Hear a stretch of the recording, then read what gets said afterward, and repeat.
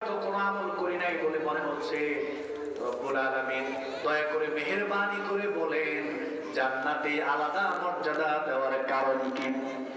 আল্লাহ রাব্বুল আলামিনের পক্ষ থেকে বলা হবে, দুনিয়াতে তুমি একটা নেক সন্তান রেখে এসেছিলে, দুনিয়াতে তুমি একটা ভালো সন্তান, সুসন্তান, আদর্শিক সন্তান, নীতি নৈতিকতা সম্পন্ন একটা সন্তান রেখে এসেছিলে। তোমরা মারা যাওয়ার পরে তোমাদের সন্তান আমি আল্লাহর কাছে তোমার জন্য ক্ষমা প্রার্থনা করেছিল, তোমাদের জন্য আমি আল্লাহর কাছে দোয়া করেছিল, তোমাদের জন্য সন্তান আমি আল্লাহর কাছে ইস্তেগফার করেছিল, ক্ষমা প্রার্থনা করেছিল। আর তোমাদের সন্তানদের দোয়ার বদলতে, ইস্তেগফারের বদলতে আমি আল্লাহ তাআলা আজকে জান্নাতে তোমাদেরকে সম্মান দিলাম। সুবহানাল্লাহ। ভালো সন্তান রেখে এসেছিলে, নেক সন্তান রেখে এসেছিলে, সুসন্তান রেখে এসেছিলে, একটা নীতি নৈতিকতা সম্পন্ন সন্তান রেখে এসেছিলে। তোমরা মারা যাওয়ার পরে তোমার সন্তানরা আমার কাছে বলেছিল, আল্লাহ আমার বাবা মাকে মাফ করে দেন, ক্ষমা করে দেন, বাবা মার কবরে আযাব মাফ করে দেন, জান্নাত হিসেবে কবুল করেন, বাবা মাকে জান্নাতুল ফিরদাউস দান করেন। এভাবে বেশি বেশি তাহাজ্জুদের নামাজ পড়ে, ফরজ সালাতের পরে কোরআন তেলাওয়াত করে চোখের পানি ফেলে দিয়ে সন্তানরা আমার কাছে তোমাদের জন্য দোয়া করেছিল। সন্তানদের দোয়ার বদলতে জান্নাতে তোমাদেরকে সম্মান দিলাম। সুবহানাল্লাহ। এবার আপনারা কত আল্লাহ এই কথা বলতে পারতেন যে তোমার সন্তানরা তোমরা মারা যাওয়ার পরে এক দেশে হুজুরাই না তোমাদের জন্য বছরে একবার দোয়া করাইছিল, এই কথা কইছেন? তোমরা মারা যাওয়ার পরে তোমার সন্তানরা এক দেশে আলেম ওলামা ডেকে এনে তোমাদের জন্য বছরে একবার দোয়া করাইছিল, মাসে একবার দোয়া করাইছিল। হুজুরদের দোয়ার বদলতে আজকে জান্নাতে তোমাদেরকে সম্মান দিলেন, এই কথা কইছি? বলছে তোমার সন্তানরা তোমাদের জন্য আমার কাছে ইস্তেগফার করেছিল, ক্ষমা চেয়েছিল, দোয়া করেছিল। তোমাদের সন্তানদের দোয়া বদলতে আমি জান্নাতে তোমাদেরকে এই সম্মান দিলাম। এই জন্য সন্তানকে দোয়া করতে হবে আগে, হুজুররা তো দোয়া করবে। আমরা তো দোয়া সবার জন্যই করব, কিন্তু আপনি নিজে দোয়া করবেন না, সব দায়িত্ব হুজুরের উপর দিয়ে দিবেন, এটা চলবে? আমি সব জায়গায় বলি, আমার জীবনে প্রায় যতগুলো ওয়াজ মাহফিলে গিয়েছি, অনেক মাহফিলে এই বিষয়ে কথা বললে আমি এটা বলতাম, শোনেন ভালো করে বুঝেন। আপনার বাবা মার জন্য আপনি হাত তুললেন, যেটা দরদ কাজ করবে, যেটা আবেগ কাজ করবে। আমার বাড়ি নরসিংদী, আমার বাড়ি লক্ষ্মীপুরে, আপনার বাড়ি এখানে, কত কিলোমিটার দূরত্ব, আপনার সাথে জীবনে আমার একবার দেখা হয় না। এখন আমি যদি আপনার বাবা মার জন্য দোয়া করি, তাহলে আপনি দোয়া করলে যে দরদ কাজ করবে, আমাকে এটা আসবে, যে আবেগ আসবে? তো আপনি নিজে দোয়া না করে কিভাবে আমার উপরে দোয়ার বার ছেড়ে দিয়ে আপনি আরামে জীবনযাপন করছেন? বাবা মা দায়ী। বাবা মা সন্তান করি শিক্ষা দেয় নাই যে সন্তান বাবা মার জন্য কি বলে দোয়া করবে, কখন দোয়া করবে, এই শিক্ষাটা বাবা মা সন্তানদেরকে দেয় নাই। এই জন্য বাবা মা দায়ী। কে দেয় ভাই? বাবা মা দায়ী। ভাই সব আমি পরকালের জীবনে সন্তানরা যাতে বাবা মার বিরুদ্ধে আল্লাহর কাছে মামলা না করে, এই মামলা থেকে আমরা যাতে বাঁচতে পারি, এই জন্য বাবা মার কিছু করণীয় আছে। আমি পয়েন্ট ভিত্তিক কিছু করণীয় তুলে ধরছি। যদি ওই করণীয় গুলো আমরা দুনিয়াতে বাস্তবায়ন করতে পারি, তাহলে সন্তানদের মামলা থেকে আমরা বাঁচতে পারবো ইনশাআল্লাহ। নাম্বার 1, সন্তানদের মামলা থেকে বাঁচতে চাইলে 1 নাম্বার কাজ, সন্তান জন্মগ্রহণ করার শুরু থেকে কাজ শুরু করতে হবে। নাম্বার 1, প্রথমেই যে কাজটা আমরা করব, আমরা বিয়ে করার সময় এই বিষয়গুলো আগে মাথায় নেব। আমি বিয়ে করব, আমার সন্তান হবে, এরপরে পরিবার হবে, এই বিষয়গুলোকে সামনে রেখে প্রথমে যে কাজটা করতে হবে, আমাকে একজন দিনদার মেয়েকে বিয়ে করার চেষ্টা করতে হবে। এটা ভালো মেয়ে, নামাজি মেয়ে, পরহেজগার মেয়ে, এটা ভালো ফ্যামিলির মেয়ে, যেই ফ্যামিলির মেয়ের বাবা ইসলামকে পছন্দ করে, নামাজ রোজা করে, দাঁড়িয়ে আছে, ভালো মানুষ, এরকম একটা বংশগত ভালো মানুষ দেখে, ভালো পরিবার দেখে, ভালো মেয়ে দেখে বিয়ে করার চেষ্টা করতে হবে। এরকম কইলেন না যে মেয়ে যেভাবে খুশি সেভাবে চলে, ইসলাম নাই, নামাজ রোজা করে না, পর্দা করে না, কিন্তু মেয়ের বাপের লক্ষ্মীপুর শহরে 5টা বিল্ডিং আছে। বিল্ডিং কয়টা? 5টা। বিল্ডিং থেকে বিয়ে করেন না। বিল্ডিং থেকে বিয়ে করলে সংসার শেষ। খালি বিল্ডিং দেখেন না, দেখতে হবে মেয়েদের মধ্যে দিনদারিত্ব আছে কিনা। নামাজ রোজা করে কিনা, ভালো মানুষ কিনা, পর্দা করে কিনা, এটা দেখতে হবে। যদি বিল্ডিং থেকে বিয়ে করেন তাহলে কিন্তু বিপদে পড়বেন। আমার কাছে গত অনেকদিন আগে এক ভদ্রলোক আসছে, এসে বললো যে হুজুর আমি খুব সমস্যায় আছি, একটা ফতুয়া জানতে চাই। আমি বললাম যে কি ফতুয়া? কয় হুজুর আমি বিয়ে করার পরে এখন প্রায় 1.5-2 বছর সংসার করতেছি, আমার কোনো বাচ্চা কাচ্চা হয় নাই, আমার বাবা মা আমার বোনদেরকে নিয়ে যৌথ একটা ফ্যামিলি। এখন একটা সমস্যা হচ্ছে, আমার পরিবারে আমার স্ত্রী কর্তৃত্ব করতে চায়। স্ত্রী চায় পরিবারে স্ত্রী কর্তৃত্ব করবে, স্ত্রীর কথায় পরিবার চলবে। আচ্ছা কম তো, একটা পরিবার স্ত্রীর কথায় চলে না স্বামীর কথায় চলে? স্বামীর কথায় চলে, স্বামী কর্তৃত্ব করে, স্ত্রীর পরামর্শ নিয়ে চলে। এখন আমার বউ চাইতেছে পুরা পরিবার আমার বউর কথায় চলবে। তা আমরা এগুলো বুঝি, কারণ আমাদের সাথে তো মানুষ আলোচনা করে। তা আমি ওনাকে জিজ্ঞেস করলাম, আচ্ছা আপনার বিষয় বুঝতে পারছি, আমি কয়েকটা প্রশ্ন করি, উত্তর দেন। কয় কি? আমি বললাম যে আপনার কোনো মোটরসাইকেল আছে? বলো যে হ্যাঁ মোটরসাইকেল আছে। মোটরসাইকেল দিয়ে তো আপনার কাছে আসলাম। তা আমি বললাম মোটরসাইকেল কিনছেন না কেউ দিছে? কয় না, এটা বিয়ের সময় আমার শ্বশুর আমারে দিছিল। বিয়ের সময় আমার শ্বশুর আমারে দিছিল। আমি বললাম আচ্ছা ঠিক আছে ভালো। তাই বললাম যে আপনার ঘরে খাট আছে না চৌকি? কারণ এক খুব সুন্দর খাট আছে, কিনছেন না কেউ দিছে? কয় না, এটা বিয়ের সময় আমার শ্বশুর আমাকে উপহার হিসেবে দিছিল।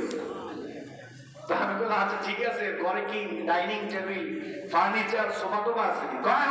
সোফা, ডাইনিং টেবিল কাঠের, খুব সুন্দর, গজারিয়া কাঠ, কাঁঠাল কাঠ, এরকম। আমি বললাম কিনছেন না কেউ দিছে? কয় হুজুর কি করলো, বিয়ের সময় একটা প্যাকেজ হিসাবে খাটের সাথে আমার শ্বশুর আমার দিছিল। আমি বললাম ফ্রিজ তো থাকার কথা, কারণ ফ্রিজ ছাড়া তো চলে না। ফ্রিজ আছে না?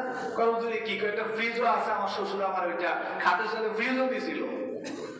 তাই বললাম ভাইজান অনেক কথাই তো শুনলাম, এইবার কথা আপনি কি করেন? আমার একটা ব্যবসার দোকান আছে, মুদি দোকান চালায়। আমি বললাম যে মুদি দোকান চালা, এটার পুঁজিটা কে দিছে? আপনার বাবা না শ্বশুর? কয় অর্ধেক আমার বাবা দিছে, অর্ধেক আমার শ্বশুর দিছে। আমি বললাম মিয়া, যে মোটর সাইকেল দিয়ে পান ফুক করে ঘুরে, এটা দিছে মাইয়ার বাপ। যে খাটের মধ্যে আপনি ঘুমান, এটা দিছে মাইয়ার বাপ। যে সোফার মধ্যে আপনি বসেন, এটা দিছে মাইয়ার বাপ। যে টেবিলে বসে ভাত খান, এটা দিছে মাইয়ার বাপ। যে ফ্রিজের মধ্যে খাবার দাবার রাখেন, ওইটা দিছে মাইয়ার বাপ। দোকানের পুঁজিটাও অর্ধেক দিছে মাইয়ার বাপ। সব যদি মেয়ের বাপ করে থাকে, সংসার মেয়ের কথাই চলবে, আপনার কথাই চলবে। এটাই ফতুয়া, আর কোনো ফতুয়া নেই। যারা জীবনে বিয়ের সময় এভাবে যৌতুক নিয়েছিলেন, মরার আগ পর্যন্ত অশান্তিতে থাকতে হবে, মরার আগ পর্যন্ত। কোনো ফতুয়া নেই, এটাই ফতুয়া। আপনি বাজারে যাবেন, ব্যাগ নিবেন, আপনি আপনার বউ টাকা গুনবে, টাকা দিবে, দোকানদারের সাথে কথাবার্তা বলবে, বউ আপনি বাজার করবেন। এতিমের মতো সেক্রেটারি আপনি, আপনার বউর বস। ওই যৌতুক নিছেন। একটা দিনদার মেয়ে দেখে বিয়ে করবেন, কোনো কিছু নিবেন না। আল্লাহ রাসূল বলছেন, সেই বুখারীতে আছে, তুনকাহুল মারাতু লিআরবাইন লিমালিহা ওয়া লিজামালিহা ওয়া লিহাসাবিহা ওয়া লিদীনিহা ফাযফার বিযাতিদ দ্বীন তারিদাত ইয়াদাকা। চারটা জিনিস দেখে মেয়েদেরকে বিয়ে করা হয়। এক, তার বংশমর্যাদা। দুই, তার আপনার টাকা পয়সা আভিজাত্য। তিন, তার সৌন্দর্য। চার, তার দিনদারিত্ব। আল্লাহ রাসূল বলছেন না, তার যদি টাকা পয়সা নাও থাকে, বংশমর্যাদা নাও থাকে, সৌন্দর্য এরকম নাও থাকে, যদি মেয়েটা ভালো হয়, দিনদার হয়, তাহলে তাকে তোমরা বিবাহ করবা। সুবহানাল্লাহ। এই জন্য বিয়ে করার ক্ষেত্রে আমরা একটা দিনদার ভালো মেয়ে দেখে বিবাহ করার চেষ্টা করবো ইনশাআল্লাহ। আর যারা বিয়ে দিবেন, মারাত্মক মেয়েকে যারা বিয়ে দিবেন, প্রথমেই দেখবেন যে ছেলের বেতন 1 লাখ টাকা কিনা। কয় লাখ? 1 লাখ। এখন আমাদের মেয়ের অভিভাবকরা বিয়ে দিতে গেলে ছেলে দিনদার কিনা, ছেলে নামাজ রোজা করে কিনা, দাড়ি আছে কিনা, ইসলাম সম্পর্কে জানে কিনা, এটা ওইরকম জিজ্ঞেস করে না। কয় দেখ আগে ফ্ল্যাট আছে কিনা, বিল্ডিং আছে কিনা, নামাজ রোজা এগুলো পরে ঠিক হয়ে যাবে। নামাজ রোজা এগুলো পরে ঠিক হয়ে যাবে, বিল্ডিং আছে কিনা। আমাদের সমাজে দেখবেন অনেক বাবারা আছে, কয় লক্ষ্মীপুর শহরে 5 তলা একটা বিল্ডিং করলাম, প্রায় 2 কাঠা জমির মধ্যে, 3 কাঠা, 5 কাঠা, 10 কাঠা জমির মধ্যে একটা 5 তলা বিল্ডিং করে দিলাম, আলহামদুলিল্লাহ এখন আমি শান্তিতে করতে পারবো। বাবারা কয়, অথচ ছেলে প্রস্রাব করেও পানি নেয় না। নামাজ তো পরের ব্যাপার, ও প্রস্রাব করে অনেক সময় পানি নেয় না।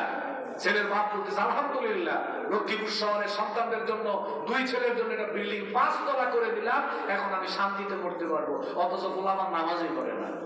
তা আমি বলে মিয়া শান্তিতে করবে না, বইটা দেখেন ফেরেশতাদের নূর আকারে কর, বইটা দেখেন না। বেনামাজির সন্তান রেখে যাচ্ছেন, বেবিদ্যার সন্তান রেখে যাচ্ছেন, আপনি বিল্ডিং করে দিয়ে বলতেছেন শান্তিতে করতে পারবেন। মরার সাথে সাথে অশান্তি শুরু হবে, মরার সাথে সাথে অশান্তি শুরু হয়ে যাবে। মেয়ের ছেলের বিল্ডিং আছে কিনা, চাকরি করে কিনা, সরকারি চাকরি করে কিনা, 50,000 টাকা বেতন কিনা, এগুলো আগে দেখে, অথচ একবার দেখে না দাঁড়িয়ে আছে কিনা, দেখো না ছেলেটা নামাজ পড়ে কিনা, মসজিদের সাথে ছেলেটার সম্পৃক্ততা আছে কিনা, দেখে না। এই দিনদারিত্ব এগুলো পরে একসময় ঠিক হয়ে যাবে, বাচ্চা কাচ্চা হইলে এগুলো ঠিক হয়ে যাবে। নাউজুবিল্লাহ। ইযা খাতাবা ইলাইকুম মান তারাদাউনা দীনাহু ওয়া খুলুকাহু ফাযাওবিজুহু। আল্লাহ রাসূল বলেন, কোন কন্যা পক্ষের কাছে যদি এরকম কোন ছেলের পক্ষ থেকে বিবাহের প্রস্তাব আসে, যেই ছেলের চরিত্র ভালো, যেই ছেলেটা দিনদার, আল্লাহ রাসূল বলেন ওই ছেলের সাথে তোমরা কন্যাকে বিয়ে দাও। সুবহানাল্লাহ। দিনদারিত্ব থাকলে, টাকা পয়সা না থাকলেও বিয়েটা দাও। এজন্য সর্বপ্রথম আমরা একটা ভালো মেয়ে, ভালো ছেলে বাছাই করে বিয়ে করার চেষ্টা করবো। আল্লাহ তাআলা তৌফিক দান করুন, আমিন। এরপরে আল্লাহর কাছে বিয়ে করার পরে দোয়া করবেন, রব্বি হাবলি মিনাস সালিহিন। রব্বুল আলামিন, আপনি আমাদের দাম্পত্য জীবন শুরু হয়েছে, আপনি আমাদেরকে নেককার ভালো সন্তান দিয়ে করুন, আমিন। বলেন আমিন। এবার আপনার সন্তান পৃথিবীতে আসুন। সন্তান পৃথিবীতে আসার পরে 1 নাম্বার দায়িত্ব, সন্তানের জন্মদিনের যখন 7 দিন হবে, কয়দিন? কয়দিন? সন্তানের জন্মের 7 দিনের মাথায় আকিকা করবেন। কি করবেন? বলেন কি করবেন? আকিকা করবেন। ছেলে হলে 2টা বকরি দিবেন, মেয়ে হলে 1টা বকরি দিবেন। যদি একেবারে কোনো উপায় না থাকে, 1টা হলেও দিবেন।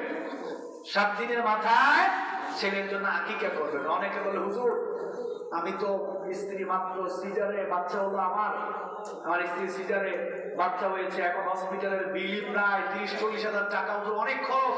হুজুর এখন তো খুব সমস্যায় আছি, 2-3 মাস পরে দিলে হয় না? মানে মনে হচ্ছে তো না আমি মালিক, আমার কাছে জিজ্ঞেস করতেছে 2-3 মাস পরে দিলে হবে কিনা। নাউজুবিল্লাহ। তা আমি মাঝে মাঝে দুষ্টামি করে বলি, ভাই আপনি 7 দিনের মাথায় বাচ্চার জন্য আকিকা দিবেন, আপনি বলতেছেন আপনি ঋণগ্রস্ত সমস্যায় আছেন। আপনার স্ত্রী যদি আপনারে বলে যে 7 দিন টাইম দিলাম, 7 দিনের ভিতরে আমার বাচ্চা ঘরে ঢুকার আগে একটা ফ্রিজ দিতে হবে, ফ্রিজের দাম হলো 30,000 টাকা। যদি আমার ঘরের ভিতরে 7 দিনের ভিতরে ফ্রিজ না যায়, তাহলে আমি হসপিটাল থেকে বাসায় যাবো না। বউ যদি এই কথা কয়, আপনারা কত ফ্রিজ বাড়িতে নিতে 7 দিন লাগবে না, এর আগে চলে যাবে? বলে 7 দিন লাগবে? বউ যদি আলটিমেটাম দেয় 7 দিনের ভিতরে ফ্রিজ ঘরে না গেলে খবর আছে। দেখবে যে আল্লাহর বান্দা ঋণ টিন করে হইল ফ্রিজ কিনবে কিনা। বলেন কিনবে কিনা? অথচ আকিকা কত গুরুত্বপূর্ণ একটা ইবাদত, সন্তানের টিকা। এটা বাবা মারা দিতে গেলে গরিবমসি করে বলে কিন্তু টাকা নেই, এই সমস্যা ওই সমস্যা। আজকে এটা কি মাস চলে? ডিসেম্বর না? সবাই আমার দিকে তাকান। এখানে মসজিদ আছে না আপনাদের? মাদ্রাসা আছে না? মক্তব আছে না? জানুয়ারি মাস থেকে আগামী সপ্তাহে আপনারা মসজিদ কমিটি একটা মিটিং করবেন। মিটিং করে সিদ্ধান্ত নেবেন যে আমাদের মসজিদের ইমাম, খতিব, মুয়াজ্জিন, মক্তবের হুজুর অনেক কষ্ট করে, হুজুরের বেতন আমরা ওই মানে দিতে পারি না। জানুয়ারি মাস থেকে আমরা হুজুরের বেতন 1,000 টাকা বাড়াইলাম, 2,000 টাকা বাড়াইলাম। এরকম একটা সিদ্ধান্ত নিয়ে কমিটিরা বসে মসজিদে দাঁড়ায় বলে দিবেন, প্রিয় ভাই সব, জানুয়ারি মাস থেকে আমরা হুজুরের বেতন 2,000 টাকা বাড়াইলাম, সবার ভাগে 20 টাকা করে পড়েছে, আপনারা সামনের জানুয়ারি মাস থেকে 20 টাকা করে বেতনটা বেশি দিবেন। মসজিদের কমিটি ঘোষণা দিলে জুমার নামাজ শেষে দেখবেন যে মিনিমাম আশেপাশে 20টা গ্রুপ হয়ে যাবে। একটা গ্রুপ আর একটা গ্রুপ আর একটা গ্রুপ খাইয়া করবে, তো সভাপতি খাইয়া দেয় কোনো কাম নাই, সেক্রেটারি খাইয়া দেয় কোনো কাম নাই, তার টাকা বেশি হয়ে গেছে না। হুজুরের বেতনটা মাত্র কয়েকদিন, 1 বছর হলো 500 টাকা বাড়াইছি, আবার 1 বছর পরে 1,000 টাকা বাড়াই করবো। হ্যাঁ, হুজুর কি এমন কাম করে? বেতন বাড়াইতে 20 টাকা দেখবে যে আন্দোলন করতেছে। কয় টাকা বেতন বাড়ছে? 20 টাকা। 20 টাকার জন্য আল্লাহর বান্দা দেখবেন একেবারে না পারে সভাপতি চাকরি বাড়বে। 20 টাকা কেন বাড়াইছে? 20 টাকা কেন বেতন বাড়াইল? এটা নিয়ে মিটিং মিছিল টিছিল বিশাল ব্যাপার স্যাপার। কয় ভাই 20 টাকা বাড়াইছেন, দিতে পারলে তো আলহামদুলিল্লাহ। আমরা তো চাই, কলিজাটা ফেটে যায়, হুজুর কি কষ্ট করে মনটা তো চাই যে একটু বেতনটা বাড়াই দিই, দিতে পারলে আমারও ভালো লাগতো, কিন্তু ভাইও আমি এমন সমস্যা আছি, বর্তমানে খুব ঋণ আছি, অনেক সমস্যা, অনেক অসুবিধা, বেতন বাড়িতে 20 টাকা, এর বিপদ আপদের কথা শুনলে মনে হবে যে উল্টে আলাদা দিই। আর বেতন কত বাড়াইছে? 20 টাকা। তার বিপদের কোনো অভাব নাই। বিশ্বাস করলে বেতন বাড়ায় দেখেন না, বেতনটা বাড়ায় দেখেন। অথচ এখানে যারা আছে প্রায় মানুষের ঘরে গিয়ে দেখেন ডিশ লাইন আছে। খুব কম মানুষ আছে যাদের বাড়িতে ডিশ লাইন নাই। প্রতি মাসে ডিশ লাইনের বিল মিনিমাম 200 টাকা। কয় টাকা? 200 টাকা। ডিশ লাইন কর্তৃপক্ষ যদি 20 টাকা বেতন বাড়ায়, দেখবেন কেউ কিছু বলে না, ওইটা ঠিকই দিচ্ছে 200 টাকা 250 টাকা। কিন্তু মসজিদের বেতন, মাদ্রাসার বেতন, ইমাম মুয়াজ্জিন খতিব সাহেবের, শিক্ষকের বেতন 20 টাকা বাড়াইছে। আল্লাহর বান্দা দিতে চায়, মন সংকীর্ণ। আল্লাহ রাসূল বলছেন, লাইসাল গিনা আন কাসরাতিল আরাদি ওয়ালাকিনাল গিনা গিনান নফস। তোমার প্রাচুর্য থাকো, বিল্ডিং থাকো, অনেক টাকার মালিক, তুমি ধনী নও। ধনী হলো ওই ব্যক্তি যার মনটা প্রশস্ত। তোমার ধন আছে কিন্তু মন সংকীর্ণ, তুমি কৃপণ, তুমি ধনী নাও। আরেক বেটার ধন নাই কিন্তু মনটা বড়, মনটা প্রশস্ত। আল্লাহ নবী বলছে ওই লোকটা আসল ধনী। কোন সুবহানাল্লাহ, আসল ধনী। দেখবেন সমাজে গরিব মানুষ, একজন সাধারণ দিনদার মানুষ ছেলেকে বিয়ে করাবে, তো বাইসা বাইসা গ্রামের লোকজন দাওয়াত দিছে। দাওয়াত দিয়ে সবাই বলছে চেয়ারম্যান সাহেব, মেম্বার সাহেব, আপনারা সবাই আমার ছেলের বিয়েতে আসবেন। সবাই বাড়িতে গেল, চেয়ারম্যান সাহেব গিফট নিয়ে গেল, মেম্বার সাহেব গিফট নিয়ে গেল। মসজিদের মুয়াজ্জিন খাদেম নতুন একজন ভালো মানুষ বলছে, চেয়ারম্যান সাহেব আমার গিফট লাগবে না, আপনি আসছেন, আমি এতেই খুশি। লোকটা কিন্তু গরিব, লোকটা কি গরিব। আর সমাজের অনেক বিত্তশালী আছে, দেখবেন বিয়ের সময় বলবে আমার চলন আসতে হবে 500, কয়শো, 300, 200, 500 বরযাত্রী। নাকি বরযাত্রী লাগে 200, 300, বন্ধু মহলে নাকি বিশাল মানুষ।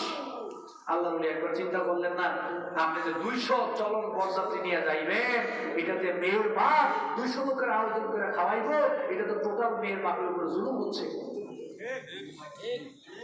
এটা তো মেয়ের বাপের উপরে জুলুম হচ্ছে। মেয়ের বাপ আপনাকে অনুষ্ঠান করে খাওয়াইতে বাধ্য নয়। আপনি যদি 200, 300, 400 মেহমান নেন, তাহলে পুরা খরচটা আপনাকে বহন করতে হবে, মেয়ের বাপ খরচ বহন করবে না। মেয়ের বাপের দায়িত্ব নয়, কিন্তু উনি করতেছে কেন করে জানেন? ওই যে একটা কালেকশনের ধান্দা আছে, চেয়ারম্যান সাহেবের দাওয়াত দিবে, মেম্বার সাহেবের দাওয়াত দিবে, তারপরে গ্রুপ সভাপতি, সেক্রেটারি, বাজারের সভাপতি, শিল্পপতি, বাইচে বাইচে বড় লোক দাওয়াত দিবে, গরিবের দাওয়াত দেয় না। গরিবদেরকে বিয়েতে দাওয়াত দেয় না, কারণ গরিবকে তো টাকা দেবে না।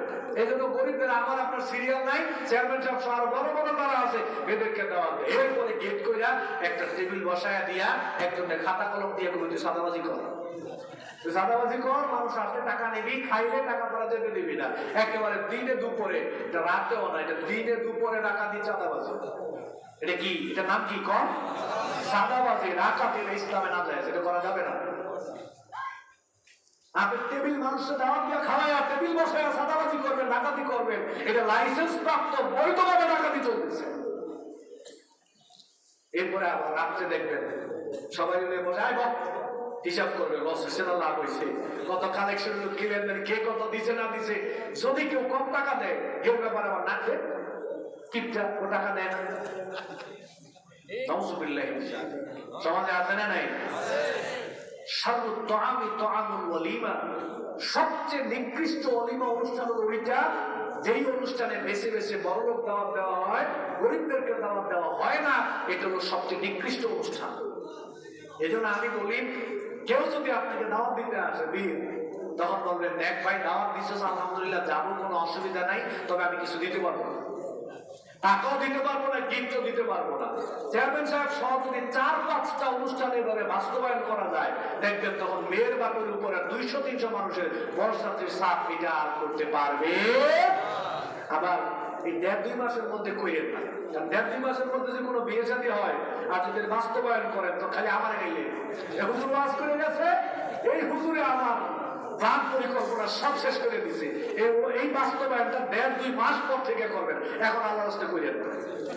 প্রিয় ভাই সব ভালো করে বোঝেন, মনটারে বড় করেন, মনটারে বড় করেন। আপনি আকিকা করেন 7 দিনের মাথায় বাচ্চার জন্য, করবো তো ইনশাআল্লাহ, করবো তো ইনশাআল্লাহ।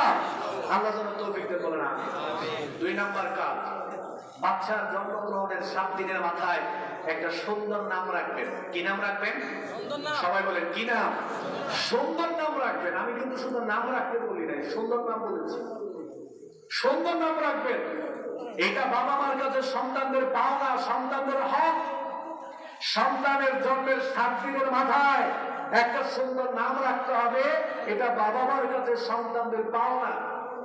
কিন্তু বাবা মা দিতে করে না। বাবা মা নাম রাখে কি? রকি। নাম কি? রকি। টনি নাম, টনি। এরপরে আরেকটা নাম আছে বিকাশ। ওই দিন একজন বলে আরেকটা নাম বলে জেমস। নাম কি? জেমস। আকাশ নাম রাখছে কি? আকাশ, বাতাস, পাতাল। কি সাতাল নাম রাখেন আপনারা এগুলো? নাউজুবিল্লাহ। এগুলো না। এরপরে একটা নাম রাখছে রাব্বি। নাম কি? রাব্বি। রাব্বি মানে কি? আল্লাহ। রাব্বি মানে আমার রব। আমি যদি কাউকে বলি আয় রাব্বি এদিকে আয়, তাহলে বলতেছে আমার রব এদিকে আয়। নাউজুবিল্লাহ কর।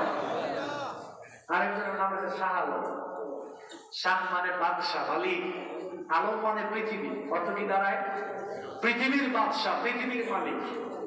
এই নাম রাখা যাবে? আরেকজনের নাম হলো লায়লা বেগম। নাম কি?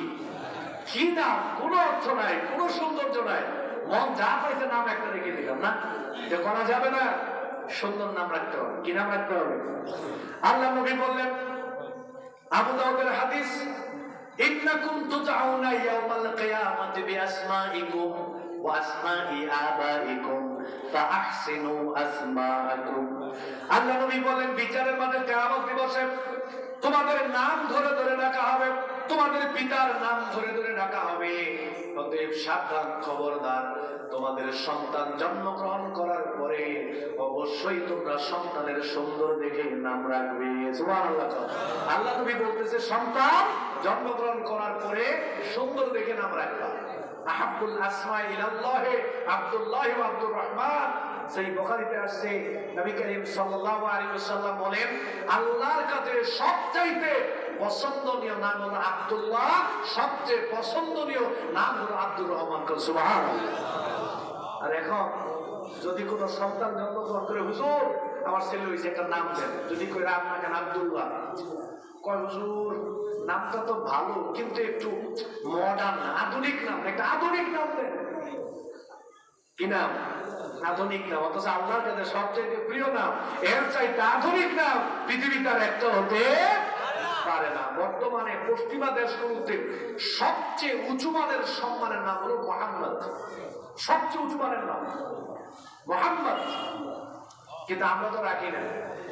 নাম রাখবেন আব্দুল্লাহ, আব্দুর রহমান, আব্দুল জব্বার, আব্দুল গফফার, আব্দুল্লাহ মাহদী, তারপরে আপনার জাফর, জরির, আব্দুর রহিম, আয়েশা, খাদিজা, ফাতেমা, সুমাইয়া। এই নাম রাখবেন। এগুলো সুন্দর নাম। এমন নাম রাখবেন, নামটা শুনলেই যেন বোঝা যায় এটা একজন মুসলিম। এটা কি? এরকম সুন্দর দেখে নাম রাখতে হবে। আশেপাশে নাম রাখা যাবে। 2 নাম্বার। 3 নাম্বার কাজ কি শোনেন? 3 নাম্বার কাজ হলো, সন্তানটা আস্তে আস্তে বড় হচ্ছে, 4 বছর, 5 বছর, 6 বছর। এভাবে যখন 6 বছর বয়স হবে, তখন সোজা একটা নামি দামি কিন্ডারগার্টেন অথবা ইংলিশ মিডিয়ামে ভর্তি করে দিবেন। ঠিক আছে না? দেখবেন আশেপাশে ইংলিশ মিডিয়াম আছে কিনা, বাংলা মিডিয়াম আছে কিনা, তারপরে আপনার কিন্ডারগার্টেন আছে কিনা, বাস শেষ, আমার ছেলে মেয়ে জীবন শেষ। এটা দায়িত্ব না? ছেলে মেয়ের যখন 4, 5, 6 বছর বয়স হবে, কোনো কথা নাই, ডানে বামে না তাকে সোজা মক্তবে পাঠাবেন। কোথায় পাঠাবেন? বলেন কোথায় পাঠাবেন? মক্তবে পাঠাবেন। মক্তবে পাঠাতে হবে। তাকে দিন শিক্ষা দিতে হবে, কোরআন শিক্ষা দিতে হবে, নীতি নৈতিকতার শিক্ষা দিতে হবে, আদর্শিক শিক্ষা তাকে দিতে হবে। এখন আপনি ইংলিশ মিডিয়ামে পাঠাইলেন, ওইখানে তো নৈতিকতার শিক্ষা নাই, আদর্শিক শিক্ষা নাই, কোরআনের শিক্ষা নাই, আল্লাহ সংক্রান্ত শিক্ষা নাই, দিন সংক্রান্ত শিক্ষা নাই। পাঠালেন কিন্ডারগার্টেনে, আল্লাহ সংক্রান্ত জ্ঞান নাই, সেখানে কোরআনের জ্ঞান নাই, দ্বীনের জ্ঞান নাই, নীতি নৈতিকতার শিক্ষা। এজন্য সন্তানের প্রথম শিক্ষা প্রতিষ্ঠান হবে মক্ত। প্রথম শিক্ষা প্রতিষ্ঠানের নাম কি? প্রথম শিক্ষা প্রতিষ্ঠানের নাম কি? মক্তব। আগে মক্তবে পাঠাবেন, কোরআন পড়ো, কোরআন তেলাওয়াত করো, কোরআন শিখো।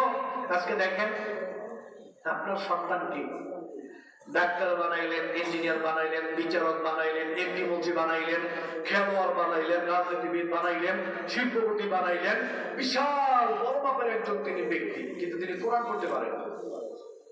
কোরআন পড়তে পারে না, কোরআন তেলাওয়াত করতে পারে না, সূরা ফাতিহা পড়তে পারে না, বাবা মার জন্য দোয়া করতে পারে না।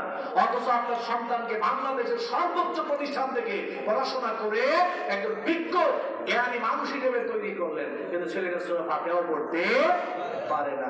এই ড্রাইভার প্রথমে সন্তান না বাবা মা? ড্রাইভার কার? বাবা মা। আমাদের যদি জিজ্ঞেস করি আপনার সন্তান কই পড়ে, আপনি জানেন না লক্ষ্মীপুর শহরে একটা অনেক সুন্দর ইংলিশ মিডিয়াম হয়েছে, কিন্ডারগার্টেন হয়েছে, নামি দামি পরিবারের সন্তানরা ওই প্রতিষ্ঠানে পড়াশোনা করে, আমার সন্তান ওই জায়গায় পড়ে। আমি বললাম ওইখানে কি পড়ানো হয়? ওইখানে অনেক জেনারেল সাবজেক্ট আছে, অনেক সুন্দর সুন্দর সাবজেক্ট আছে, ওগুলো পড়ানো হয়। আমি বললাম যে সন্তান কি কোরআন পড়তে পারে? কোরআন পড়ে। সময় কই, কি করে, শুধু সময় কই? সকালে ইংরেজি প্রাইভেট, এরপরে গণিত প্রাইভেট, এরপরে বিজ্ঞান প্রাইভেট, এরপরে কম্পিউটার প্রাইভেট, এরপরে আবার চিত্রাঙ্কন প্রাইভেট, এরপরে আবার লেখালেখির কোচিং সেন্টার আছে না নাই? সময় কই? কি বাবা মা আপনি? আপনি কত বড় হতভাগা একজন বাবা মা! সন্তানকে বিজ্ঞান শিখাচ্ছেন, কম্পিউটার শিখাচ্ছেন, ইংরেজি শিখাচ্ছেন, বাংলা শিখাচ্ছেন, চিত্রাঙ্কন শিখাচ্ছেন, হাতের লেখা শিখাচ্ছেন, কিন্তু সন্তান যে একজন মানুষ হিসেবে গড়ে উঠবে, নীতি নৈতিকতার শিক্ষা যে কিতাবের মাধ্যমে সন্তান পাবে, আপনি আসলটার বেলায় বলতেছেন সময় কই? যেই সন্তান কোরআনের শিক্ষা ছাড়া বড় হবে, নৈতিকতার শিক্ষা ছাড়া বড় হবে, ওই সন্তান কোনোদিন বাবা মার কদর করবে। কোরআনের শিক্ষা ছাড়া কোনোদিন কোনো মানুষ ভালো মানুষ হতে পারে না, আলোকিত মানুষ হতে পারে না। আজকে জাতির মধ্যে অনেক বড় বড় মানুষ বের হচ্ছে, আলোকিত মানুষ বের হচ্ছে, কিন্তু নীতি নৈতিকতার শিক্ষা নাই। যাদের মধ্যে কোরআনের শিক্ষা নাই, ওদেরকে কোনোদিন ভালো মানুষ বলা যায়? আল্লাহ রাব্বুল আলামিন বলেন, কিতাবুন আনজালনাহু ইলাইকা লিতুখরিজান নাসা মিনাজ যুলুমাতি ইলান নূর। সূরা ইব্রাহিমের 1 নম্বর আয়াতে আল্লাহ তাআলা বলেন, হে রাসূল, আপনার কাছে আমি কোরআন নাযিল করেছি, আপনার কাছে আমি কিতাব নাযিল করেছি, এই কোরআন দিয়া, কিতাব দিয়া যাতে গোটা জাতির মানুষগুলোকে আপনি অন্ধকারাচ্ছন্ন জীবন থেকে বের করে আলোর পথে নিয়ে যেতে পারেন, এজন্য আমি আপনার কাছে এই কোরআন নাযিল করেছি। সুবহানাল্লাহ। এই কোরআন দিয়া অন্ধকার মানুষগুলোকে আলোকিত বানাবেন, অন্ধকারাচ্ছন্ন জীবন ব্যবস্থায় যারা পড়ে আছে ওই মানুষগুলোকে আপনি আলোকিত মানুষ করে গোটা জাতিকে আলোর রাস্তা দেখাবেন, জান্নাতের পথে নিয়ে যাবে, এজন্য আমি আপনার কাছে কোরআন নাযিল করেছি। তো কোরআন ছাড়া মানুষ কি আলোকিত হতে পারবে? পারবে না। দেখেন, আমার দিকে তাকান, দুইটা দর্শন বলবো এখন, শুধু আমার দিকে তাকান। মুহাম্মদ সাল্লাল্লাহু আলাইহি সাল্লামের যখন 40 বছর বয়স, তখন নবুয়তের আত্মপ্রকাশ ঘটে।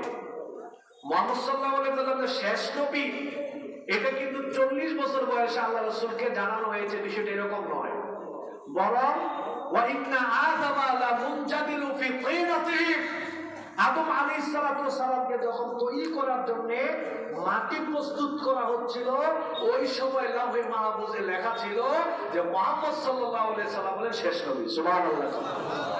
40 বছর বয়সে তিনি নবুয়ত পেয়েছেন, মানে হলো 40 বছর বয়সে আল্লাহ রাসূলের নবুয়তের আত্মপ্রকাশ ঘটেছে। সুবহানাল্লাহ। ভালো করে বুঝেন কথাটা। 40 বছর পর্যন্ত মুহাম্মদ সাল্লাল্লাহু আলাইহি সাল্লামের দ্বারা কোনো অন্যায় কাজ হয় নাই, কোনো খারাপ কাজ হয় নাই, কারোর উপরে জুলুম করেন নাই, কাউকে কষ্ট দেন নাই, কাউকে গালাগালি করেন নাই, কারো আমানত নষ্ট করেন নাই।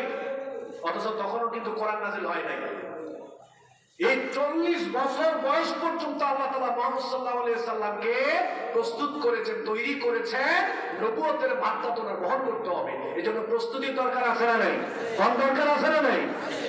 এই 40 বছরের ভিতরে কিন্তু কোনো মানুষ পরিবর্তন হয় নাই। 40 বছরের ভিতরে কোনো মানুষ পরিবর্তন হয় নাই। যেই আল্লাহ তাআলা কোরআন নাযিল করলেন, ইকরা বিসমি রাব্বিকাল্লাযী খালাক, খালাকাল ইনসানা মিন আলাক, যেই আল্লাহ তাআলা কোরআন নাযিল করলেন, যেই মুহাম্মদ সাল্লাল্লাহু আলাইহি সাল্লাম কোরআন থেকে দাওয়াত দেওয়া শুরু করলেন, তখন থেকেই আল্লাহ রাসূলের দাওয়াত গ্রহণ করা শুরু হলো। খাদিজা রাদিয়াল্লাহু তাআলা আনহা বললেন, আপনি সত্য রাসূল, আপনি সত্য নবী, আপনি কোনোদিন মিথ্যা কথা বলেন নাই, আপনি মিথ্যা বলতে পারেন না, অতএব আমি আপনার উপর ঈমান আনয়ন করলাম, আপনার দাওয়াত গ্রহণ করলাম, আমি মুসলমান হয়ে গেলাম। সুবহানাল্লাহ।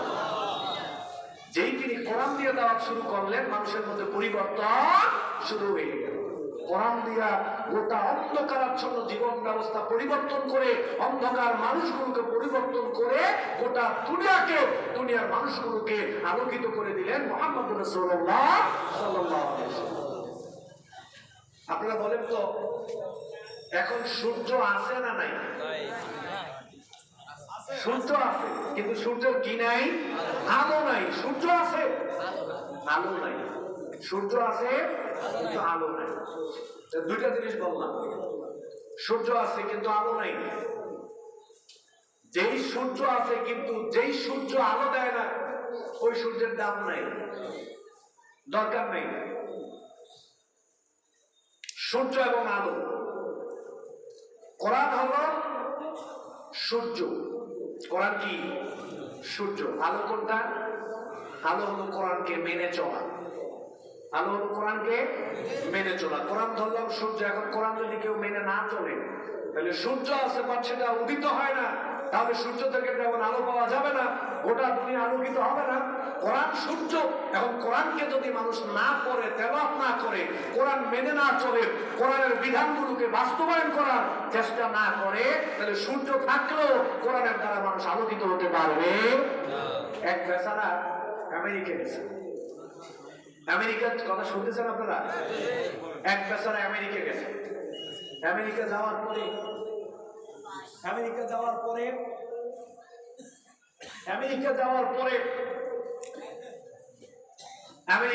পরে শুনলো যে বাবা চোখে দেখে না, কম দেখে, বাজারে বন্দরে যেতে পারে না, মসজিদে যেতে পারে না, কষ্ট হয়। ছেলে একটা লাইট কিনল, টর্চ লাইট, প্রায় 10 লক্ষ টাকা দিয়ে। কয় লাখ? 10 লক্ষ টাকা দিয়ে সন্তানের জন্য একটা টর্চ লাইট কিনলো বাবার জন্য। এই লাইটটা বাংলাদেশে পাঠাইয়া বাবার একটা, বাবা শুনলাম তুমি বাজারে যেতে কষ্ট হয়, মসজিদে যেতে কষ্ট হয়, আমি তোমার জন্য 10 লক্ষ টাকা দিয়ে একটা টর্চ লাইট কিনে পাঠাইলাম, এটা জ্বালাইয়া তুমি বাজারে যাই না, মসজিদে যাই না। বাবা লাইটটা প্রথমে পাইয়া একটা চুমু দিল, চুমু দিয়ে বুকে জড়াইয়া ধরলো, বগলের নিচে রাখলো, এরপর সোজা নিয়ে সুকেসের ভিতরে তালা মেরে রেখে দিল। পুরো গ্রামের মানুষ শুনলো, অনেক গ্রামে একটা লাইট কিনছে, পাঠাইছে, সবাই বাড়িতে এসে ভিড় করছে, আব্দুর রহমান সাহেব আপনার লাইটটা দেন না একটু দেখি। সবাই বললো লাইটটা দেখানোর জন্য। আব্দুর রহমান সাহেব বলছে, খবরদার, অনেক দামি লাইট, 10 লক্ষ টাকা দাদা, 10 লক্ষ টাকা দাম, আমেরিকা থেকে পাঠাইছে, খবরদার, লাইট দেখানো যাবে না। খালি লাইটের প্রশংসা করে মানুষ চলে গেল। বাজারে যায়, লাইট বগলের নিচে। সকালে একবার লাইট চুমা দেয়, দুপুর একবার চুমো দেয়, রাত একবার চুমো দেয়, লাইট বুকে জড়ায় ধরে। আর যদি কেউ জিজ্ঞেস করে কি খবর, খালি কয় লাইট অনেক দামি, 10 লক্ষ টাকা, আমেরিকা থেকে আনছে, কাউরে ধরতে দেয় না, খালি লাইটের প্রশংসা। মাগা লাইট জ্বালায়। বাজারে যাওয়ার সময় বগলের নিচে, আসার সময় বগলের নিচে। কেউ জিজ্ঞেস করে খালি কয় 10 লক্ষ টাকা দামের লাইট, আমেরিকা থেকে আমার ছেলে পাঠাইছে। হঠাৎ করে একদিন অন্ধকার রাত্রে বাজার থেকে আসতেছে, রাস্তার পাশে টয়লেটের গর্ত, অন্ধকারে উনি তিনি টয়লেটের গর্তে পড়ে গেছে। সারা রাত খোঁজাখুঁজি করলো, পায় না। সকালবেলা মসজিদে ইমাম নামাজ পড়ে বাড়িতে যায়, দেখা যায় আব্দুর রহমান সাহেব টয়লেটের গর্তে। উঠাইলেন, গোসল টোসল করাইলেন, কোনো ব্যাপার কি, টয়লেটের গর্তে কেমনে পড়লেন? কয় বাজার থেকে আসতেছিলাম, অন্ধকার রাত্রি, চোখে দেখি নাই, পড়ে গেছি। কয় হাতে লাইট ছিল না? কয় অনেক দামি লাইট, 10 লক্ষ টাকা দামের লাইট। লোকজনগুলো, আরে মিয়া, লাইটের দাম 10 লক্ষ টাকা, এটা বুঝলাম, অনেক দামি লাইট, এটাও বুঝলাম, এটা আমেরিকা থেকে বানাইছে, এটাও বুঝলাম, কিন্তু লাইট তো শুধু আপনাকে এই জন্য দেওয়া হয় নাই যে আপনি লাইটে খুব শুধু চুমু দিবেন, বুকে জড়াইয়া ধরবেন, বগলের নিচে রাখবেন, আর খালি লাইটের প্রশংসা করবেন না, এই জন্য লাইট দেওয়া হয় নাই। বরং দামি লাইটটা এই জন্য দেওয়া হয়েছে, এটা জ্বালাইবেন, অন্ধকার দূর করে আলোকিত করবে রাস্তা, আপনার পথ চলতে সুবিধা হবে, এই জন্য আপনাকে লাইট দেওয়া হয়েছে। আজকে আমাদের দেখেন আমাদের কাছে কোরআন আছে, সবাই শুধু অনেকে বলে যে কোরআন লৌহে মাহফুজ থেকে আসছে, অনেক দামি কিতাব, সকালে চুমু দেয়, দুপুরে চুমু দেয়, রাত্রে চুমু দেয়, বুকে জড়ায়া ধরে, মসজিদে কোরআন, হেফজখানায় কোরআন, মক্তবে কোরআন, মাদ্রাসায় কোরআন, শিক্ষা করে কোরআন, শিক্ষা প্রতিষ্ঠানে কোরআন, বিচার কার্যালয়ে কোরআন, সংসদে কোরআন, সব জায়গায় কোরআন আছে। কোরআনের প্রশংসায় পঞ্চমুখ, কিন্তু আল্লাহ তাআলা যে উদ্দেশ্যে কোরআন নাজিল করলেন ওইটার কোনো খবর। তাহলে সূর্য থাকলেই যেমন সূর্য না উঠলে আলো পাওয়া যায় না, লাইট দামি হলেই যেমন লাইট দিয়ে অন্ধকার দূর করা যায় না, যেই পর্যন্ত সূর্য না উঠবে, যেই পর্যন্ত লাইট জ্বালানো না হবে, সেই পর্যন্ত অন্ধকার দূর হবে। এই জন্য আমাদের কাছে কোরআন আছে। কোরআন দিয়ে যদি আমরা নিজেদেরকে আলোকিত করতে চাই, আমার পরিবার, আমার সমাজ, আমার রাষ্ট্র, সবাইকে যদি আলোকিত করতে চাই, এই কোরআন পড়তে শিখতে হবে, তেলাওয়াত করতে হবে, কোরআন অনুযায়ী আমল করতে হবে, পরিবারে কোরআনের বিধান প্রতিষ্ঠা করতে হবে, সমাজে প্রতিষ্ঠা করতে হবে, রাষ্ট্রে কোরআনের বিধিবিধানগুলোকে প্রতিষ্ঠিত করতে হবে। যদি লাইট না জ্বালান তাইলে কিন্তু অন্ধকার দূর হবে। কোরআন হলো লাইটের মতো জ্বালাইতে হবে, পড়তে হবে, তেলাওয়াত করতে হবে, কোরআনকে মেনে চলার চেষ্টা করা লাগবে। কোরআনকে যদি আমরা মেনে না চলি তাহলে অন্ধকার দূর হবে। আজকে আমাদের ছেলেমেয়েরা সব পারে, বিজ্ঞান, ভূগোল, কম্পিউটার সায়েন্স, তারপরে ইংরেজি, বাংলা সব পারে, কিন্তু কোরআন পড়তে পারে না। এই যে গত কয়েকদিন আগে র্যাগডে পালন করে বিদায় অনুষ্ঠান করলো, মাদ্রাসার ছেলেরা উস্তাদের কাছে বিদায় নিতে গিয়ে চোখের পানি ফেলে দিয়া কান্নাকাটি করে বিদায় নেয়। আর কিছু কতিপয় স্কুলের ছেলে মেয়েরা ওরা অশালীন গান বাজনা নৃত্য নাচ করে, ডিজে গান বাজাইয়া উলঙ্গ বেহায়া করা ওরা র্যাগডে পালন করে দোয়া নিচে করে নাউজুবিল্লাহ। এরকম হলো কেন?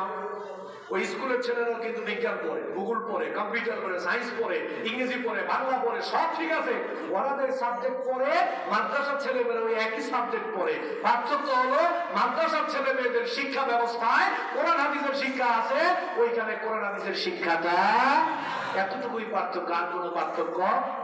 এই যে মাদ্রাসায় যে সমস্ত ছেলে মেয়েরা পড়ে, ওদেরকে গিয়ে বলেন র্যাগডে পালন করতে, ওদের গলায় ছুরি চালাইতে পারবে, তারপরে তারা এটা করবে। মাদ্রাসার শিক্ষকরা এরকমটা করতে দিবে কেন? দিবে না। ওই যে কোরআন হাদিসের জ্ঞান আছে, নীতি নৈতিকতার শিক্ষা আছে। এই জন্য প্রিয় ভাই সব সন্তানদেরকে নীতি নৈতিকতার শিক্ষা দেন। এরপরে ডাক্তার বানান, ইঞ্জিনিয়ার বানান, খেলোয়াড় বানান, রাজনীতিবিদ বানান, শিল্পপতি বানান, বিচারপতি বানান, এমপি মন্ত্রী বানান, কোনো অসুবিধা। শুরুতে নীতি নৈতিকতার শিক্ষাটা দিয়ে নিতে হবে, আল্লাহকে চিনাইতে হবে। আমার দিকে তাকান, মানুষের দুইটা অংশ, একটা হচ্ছে 3.5 হাত বডি, আর একটা হচ্ছে আত্মা। 3.5 হাত বডির দাম বেশি না আত্মার দাম বেশি? কোনটার দাম বেশি? আব্দুর রহমান সাহেব মারা গেছে, চেয়ারম্যান সাহেব ফোন করে কইতেছে এমপি সাহেবকে যে এমপি মহোদয়, আমাদের মাঝে তো আব্দুর রহমান সাহেব আর নাই, অথচ আব্দুর রহমান সাহেব খাতে ওনার সামনে শোয়া, আর উনি দিতেছে আমাদের মাঝে আব্দুর রহমান সাহেব আর। তিনি আব্দুর রহমান সাহেব নাই বলতে কি বুঝাইলেন?